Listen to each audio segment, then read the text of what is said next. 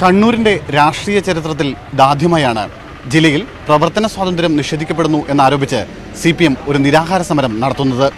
ചെറുവാഞ്ചേരി അടക്കം കണ്ണൂരിലെ RSS BJP സ്വാധീന മേഖലകളിൽ പ്രവർത്തന സ്വാതന്ത്ര്യം നിഷേധിക്കപ്പെടുന്നു എന്നാണ് CPMന്റെ ആരോപണം. BJP വിട്ട് CPMലെത്തിയ A. അശോകനും കൂത്തുപറമ്പ് ഏരിയ കമ്മിറ്റി അംഗം MC രാഘവനുമാണ് നിരാഹാരം ആരംഭിച്ചത്. CPM ജില്ലാ സെക്രട്ടറി P. ജയരാജൻ ഉദ്ഘാടനം ചെയ്തു. ചെറുവാഞ്ചേരിയിൽ CPMന് പ്രവർത്തന സ്വാതന്ത്ര്യം അനുവദിക്കാത്ത നിലപാട് അവസാനിപ്പിക്കാൻ വേണ്ടിയുള്ള ധർമ്മസമരത്തിന്റെ ഭാഗമാണ് ഈ നിരാഹാര സത്യാഗ്രഹം.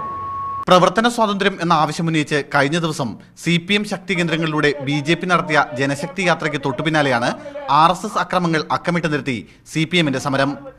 മനോജ് വധക്കേസിൽ UAPA ചുമത്തിയതിനെതിരെ പൊതുവികാരം ഉയർത്തിക്കൊണ്ടുവരാനുള്ള ശ്രമങ്ങളും CPM തുടങ്ങി. CPM അനുകൂല അഭിഭാഷക സംഘടന ഇന്നലെ കണ്ണൂരിൽ സംഘടിപ്പിച്ച UAPA-യെക്കുറിച്ചുള്ള സെമിനാറിൽ ഈ നിയമത്തിനെതിരെ കടുത്ത നിലപാടെടുക്കുന്ന KM ഷാജിയെ പങ്കെടുപ്പിച്ചതും ഇതിന്റെ ഭാഗമാണ്. മനോജ് വധക്കേസിൽ പ്രതിരോധത്തിലായ CPM ഇതിനെ മറികടക്കാനുള്ള പോർമുഖങ്ങളാണ് ജില്ലയിൽ തേടുന്നത്. സുനിൽ ഐസക്, മീഡിയ 1, കണ്ണൂർ.